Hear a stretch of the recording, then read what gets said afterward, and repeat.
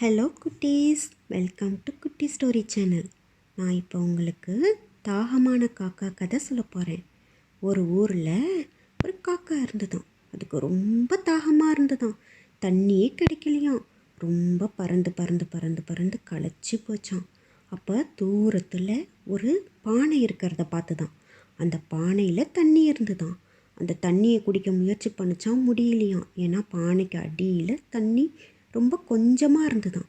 உடனே காக்காவுக்கு ஒரு ஐடியா வந்தது. என்ன செய்யலான்னு பார்த்துதா, பக்கத்தில் நிறைய கற்கள் இருந்துதான். அந்த கற்களை எடுத்து ஒவ்வொரு கல்லாக எடுத்துட்டு வந்து அந்த பானையில் போட்டுச்சான். பானையில் இருக்கிற தண்ணி கொஞ்சம் கொஞ்சமாக மேலே வந்துதான். மேலே வந்ததும் காக்காவுக்கு ரொம்ப சந்தோஷமாக தாங்க முடியலையாம் அதை பார்த்துட்டு. உடனே அந்த தண்ணியை வேகமாக குடிச்சிட்டு, ரொம்ப தாகமாக வேற இருந்ததா, குடிச்சிட்டு சந்தோஷமாக பறந்து போயிடுச்சான். இந்த கதையிலேருந்து உங்களுக்கு என்ன தெரியுது? நம்ம தெரிஞ்சிக்க வேண்டியது, முயற்சி செஞ்சால் வெற்றி நிச்சயம்.